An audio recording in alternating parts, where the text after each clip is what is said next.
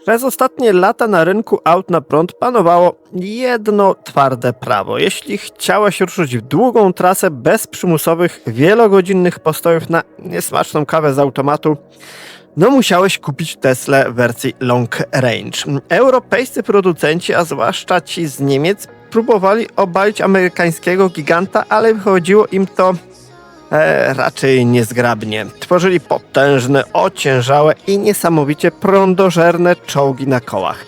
Na szczęście ten stan rzeczy właśnie przechodzi do historii. Najnowszy Mercedes CLA 250 Plus EQ wkracza na scenę i dokonuje istnej rewolucji. To pierwszy w tym segmencie elektryk, który nie tylko dorównuje modelom zza oceanu pod kątem zużycia energii, ale w wielu przypadkach po prostu je detronizuje. Zresztą ocenicie to sami. Zapraszam do oglądania mojego testu Mercedesa CLA w wersji 250 Plus EQ.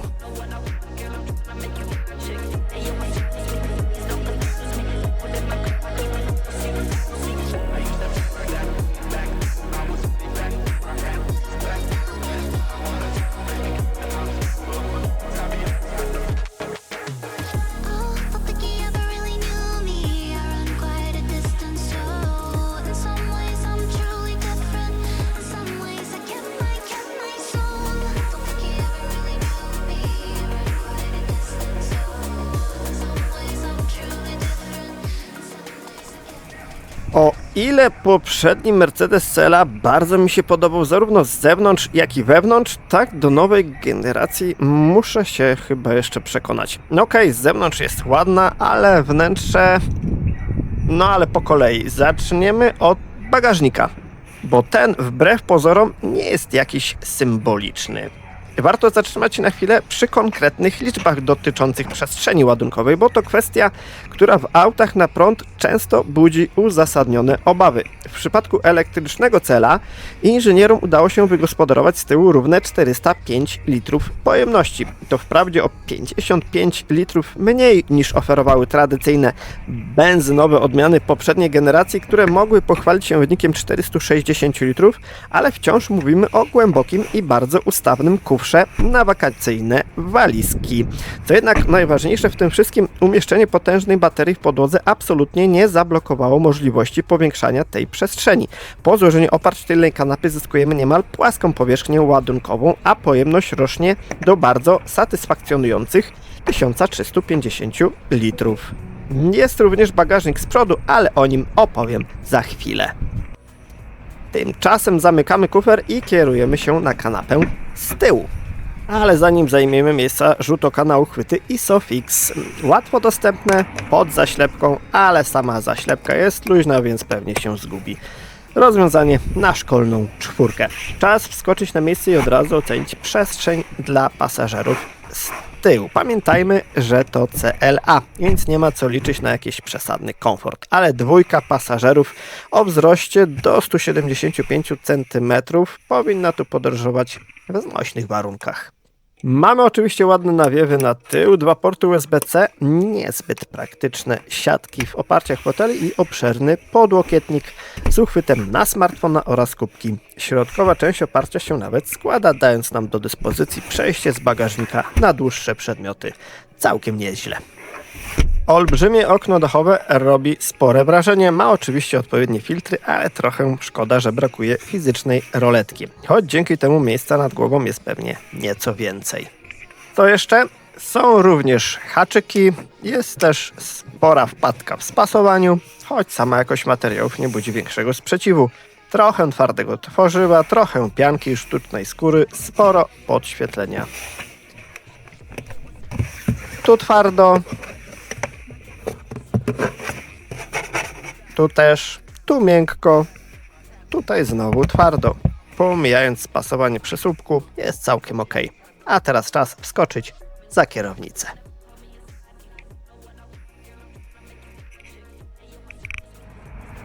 No i te chowane i wysuwane na żądanie klamki.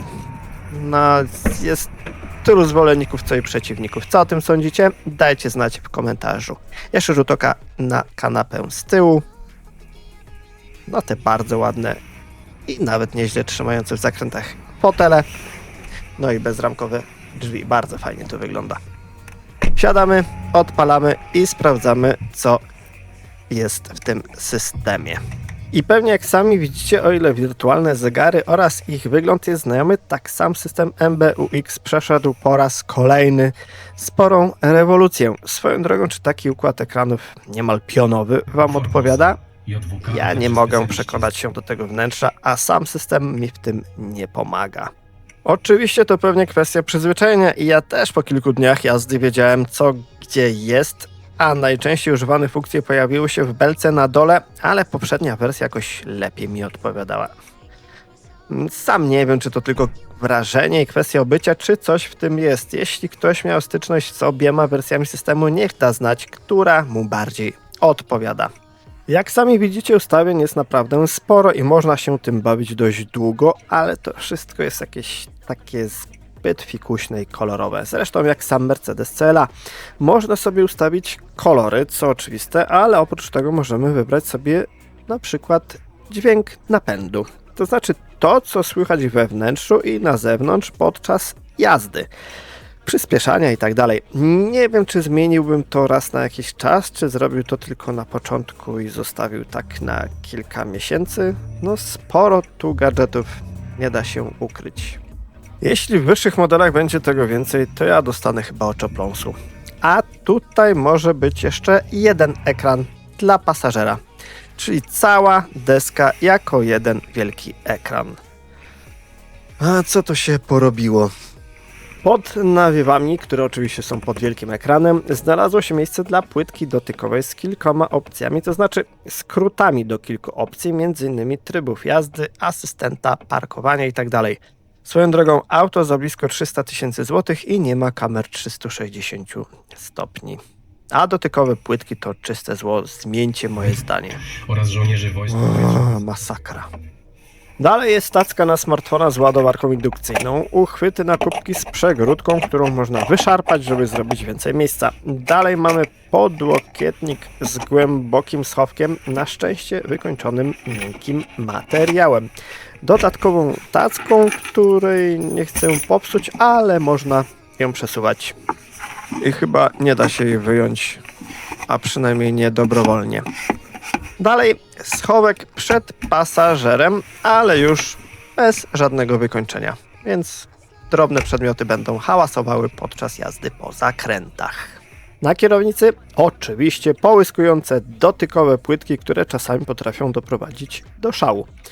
Nie wiem jak wy, ale ja tęsknię za nieco starszymi Mercedesami, w których były dwie kwadratowe płytki dotykowe na kierownicy, był dotykowy panel na tunelu środkowym, były przyciski i każdy sterował autem jak mu się żywnie podobało. Komu to przeszkadzało? Ja się pytam, no komu? A tutaj, nie wiem.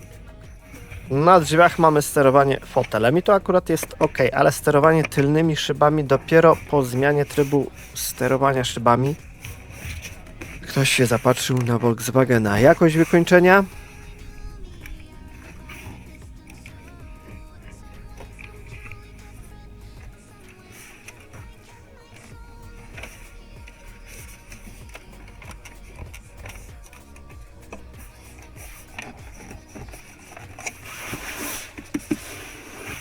No jest jak jest, sami widzicie i słyszycie. To tyle zza kierownicy. Chyba czas zobaczyć, co jest pod maską z przodu, a tam nie ma nic. O ile z tyłu bagażnik jest całkiem przyzwoity, to czego nie zmieścimy z tyłu, możemy zawsze upchnąć z przodu, bo prawdziwym asem w rękawie elektrycznej wersji jest potężny aż 101-litrowy frank, czyli dodatkowy bagażnik ukryty z przodu pod maską. To absolutnie genialna skryptka na brudne kable, ładowarki i mniejsze torby, która z ogromną nawiązką rekompensuje nieco mniejszy kufer z tyłu. No dobrze. No, trzeba poprawić. Wnętrze i bagażniki mamy za sobą. Czas wskoczyć za kierownicę. A na początku zrobimy sobie 10 km spokojnym tempem po mieście, a pod koniec tego dystansu sprawdzimy, jakie jest zużycie energii.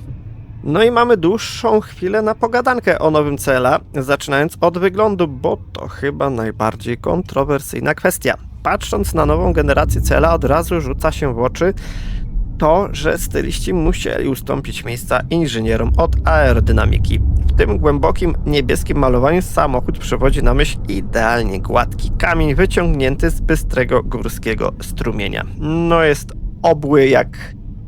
No już nie powiem co. Projektanci zrezygnowali z ostrych, agresywnych linii i kiczowatych, zaślepionych wlotów powietrza, które w wielu autach mają jedynie udawać sportowy charakter. Tutaj postawiono na absolutną płynność. Karoseria została ukształtowana tak, by stawiać jak najmniejszy opór, dzięki czemu powietrze dosłownie prześlizguje się po aucie i o ile w mieście nie ma to jakiegoś większego znaczenia, tak na trasie szybkiego ruchu, a zresztą zobaczycie sami. Oczywiście znajdą się tacy, którzy będą narzekać na te obłe kształty, porównując sylwetkę do mydelniczki czy tam spłaszczonej kropli wody. Kto chce, tak sobie nazywa. Trzeba jednak pamiętać, że ten design ma głęboki sens. Jego jedynym zadaniem jest walka z fizyką i oszczędzanie cennej energii, a robi to naprawdę dobrze. Każdy detal, od idealnie wkomponowanych w drzwi klamek, które są również trochę kontrowersyjne, przez aktywne osłony chłodnicy, aż pod specjalnie wyprofilowane felgi. To wszystko służy urwaniu kolejnych watogodzin z rachunku za prąd. Co więcej, ta gładka linia sprawia, że Mercedes sunie po asfalcie niemal bezszelestnie, co zresztą chyba słychać, albo nie słychać. No ale dobra, przejdźmy do wnętrza, bo tutaj już zresztą byliśmy, ale można to jeszcze raz opisać, bo gdy pociągniemy za klamkę drzwi, które o dziwo pozbawione są ramek, czeka nas spory szok. Wnętrze to istna prowokacja, która błyskawicznie dzieli kierowców na dwa obozy. Zapomnijcie o stonowanej, klasycznej elegancji znanej z dawnych modeli z gwiazdą na masce. Jeśli lubicie ferię, barw i oświetlenie przypominające neony z Las Vegas czy tam dyskoteki pod miastem, będziecie zachwyceni. W środku świeci się niemal wszystko. Od charakterystycznych nawiewów przypominających silniki odrzutowe, aż po same krawędzie deski rozdzielczej. To bardzo odważny, futurystyczny krok, który momentami ociera się o jarmarczną przesadę. Dodajmy do tego ogromny ekran rozciągnięty przed kierowcą i pasażerem, opcjonalnie, na szczęście tutaj tego nie było, pieszczotliwie nazywany deską do prasowania. Zdecydowanie nie jest to auto zaprojektowane z myślą o konserwatystach, nie każdemu się to podoba. I nawet ja lubię taki trochę kolorowy styl ostatnich Mercedesów, ale tutaj jeszcze nie mogę się do tego przekonać i nie wiem, czy mi się to podoba, czy nie. Mogę zaakceptować, ale czy się zachwycam? Chyba raczej nie. Ale najciekawsze jest to, że ten kosmiczny design wcale nie zrujnował funkcjonalności pojazdu. Wbrew początkowym obawom, mocno opływowy tył skrywa całkiem pojemny bagażnik, zresztą to samo sami widzieliście. Zapakowanie się na dłuższe wakacje nie powinno stanowić większego problemu, chociaż przez typowy dla sedanów wąski otwór załadunkowy raczej nie włożymy do środka przedmiotów o nietypowych gabarytach, więc o zmywarce dla teściowej zapomnijcie. Na szczęście. Jeśli jednak złożymy tylne fotele, otrzymujemy do dyspozycji sporą i co najważniejsze, prawie płaską powierzchnię, co jest naprawdę świetnym osiągnięciem inżynierów. Dodatkowym ogromnym plusem, jak to wielu, ale nie wszystkich elektrykach, jest obecność tak zwanego franka, czyli przedniego bagażnika zlokalizowanego pod maską. To chyba najlepsze miejsce na ukrycie brudnych kabli do ładowania, za co niemieckim twórcom należą się szczere słowa uznania. Brawo. I jeszcze, jak już jesteśmy przy ergonomii, funkcjonalności, to możemy na chwilę skupić się na samej obsłudze tego nowego i nie wiem czy lepszego systemu. Cały kokpit zdominowany jest przez tą potężną, rzekomo szklaną taflę wyświetlaczy. Ten dla pasażera jest opcjonalny. Pod kątem płynności działania, wysokiej rozdzielczości, jakości obrazu, nowy system naprawdę nie zawodzi. Może nie jest najlepszy na rynku, ale naprawdę jest całkiem nieźle. To absolutna rynkowa czołówka. Niestety ta wielka technologiczna uczta ma też swoją nieco, powiedzmy, ciemniejszą stronę. Skupiono się bowiem na efektach wizualnych, całkowicie zapominając przy tym o typowej wygodzie kierowcy. Z kabiny zniknęły bowiem tradycyjne przyciski, przez to sterowanie nawet najprostszymi funkcjami wymusza odrywanie wzroku od drogi. Zmiana ustawień nawiewu podczas jazdy po polskich nierównościach to często prawdziwy test cierpliwości i celności palca.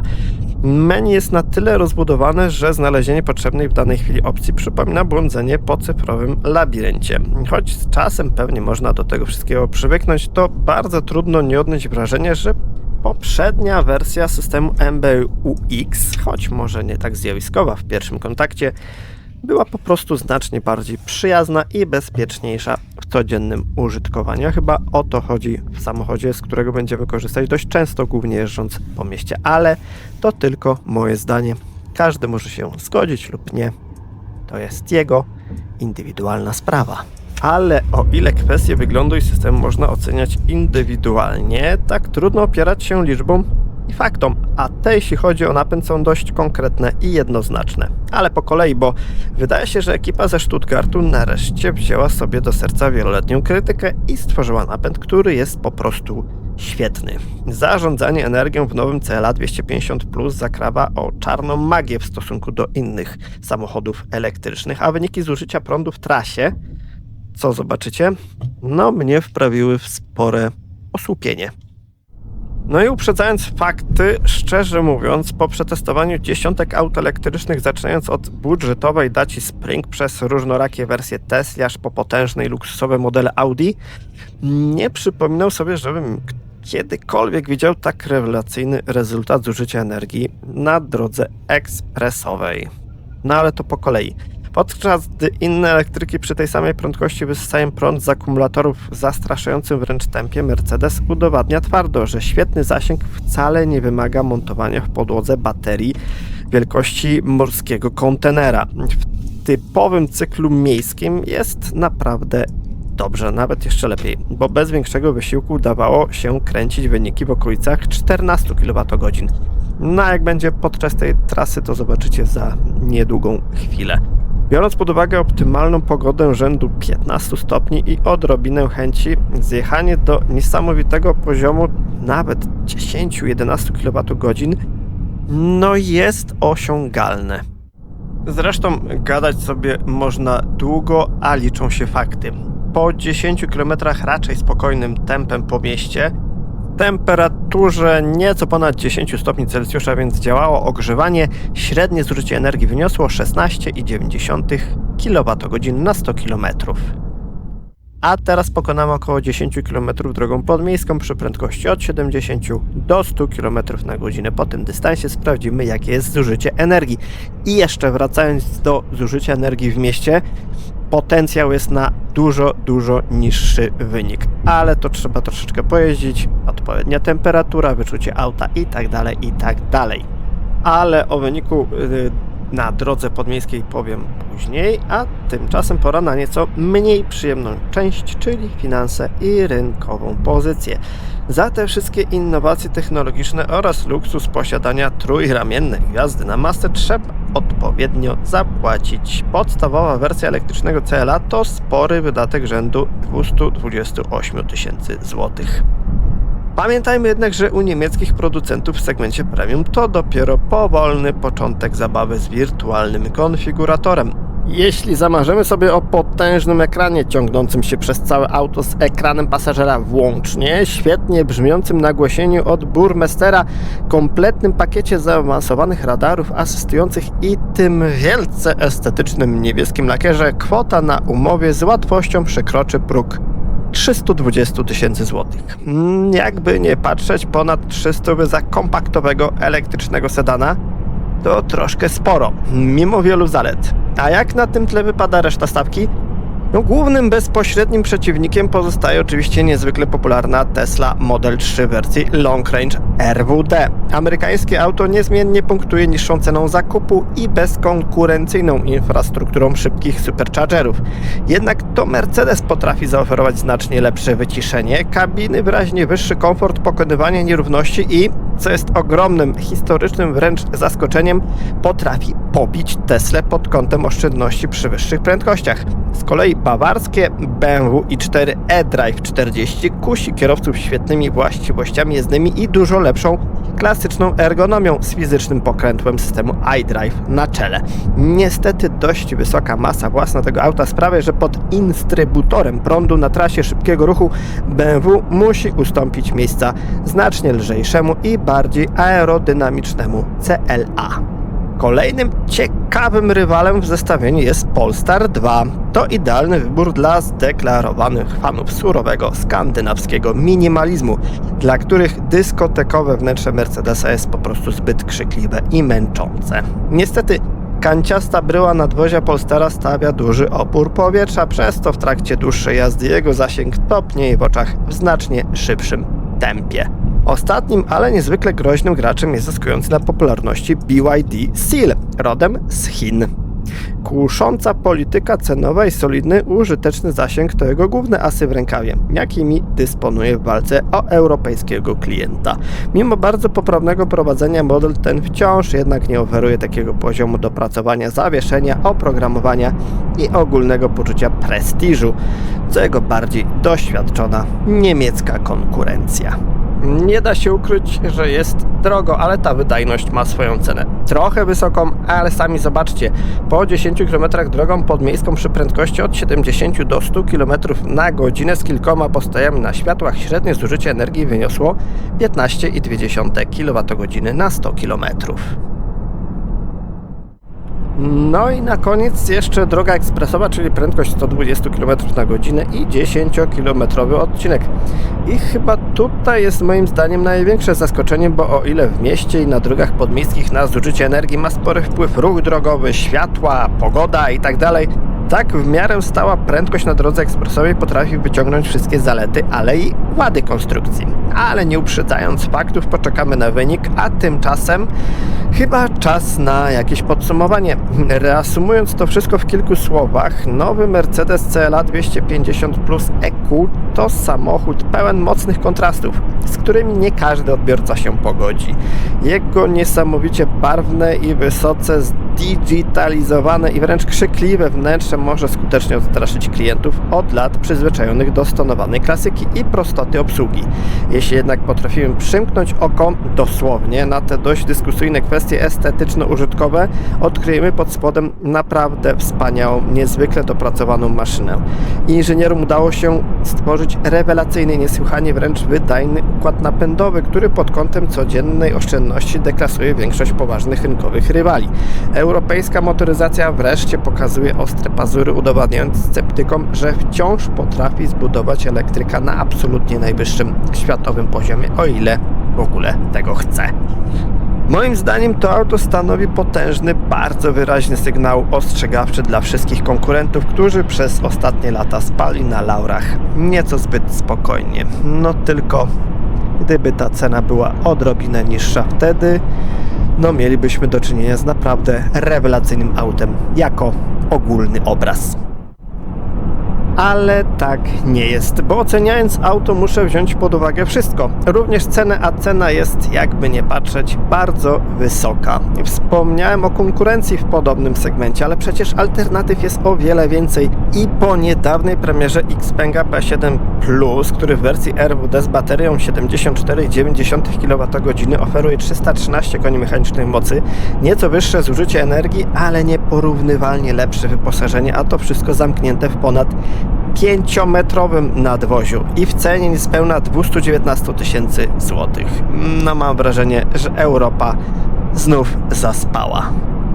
Ale trudno. Tymczasem jesteśmy już po 10 km drogą ekspresową przy prędkości 120 km na godzinę i w takich warunkach średnie zużycie energii wyniosło 16,8 kWh na 100 km. Bezdyskusyjnie rewelacyjny wynik. Bardzo dziękuję za oglądanie i zapraszam do subskrybowania.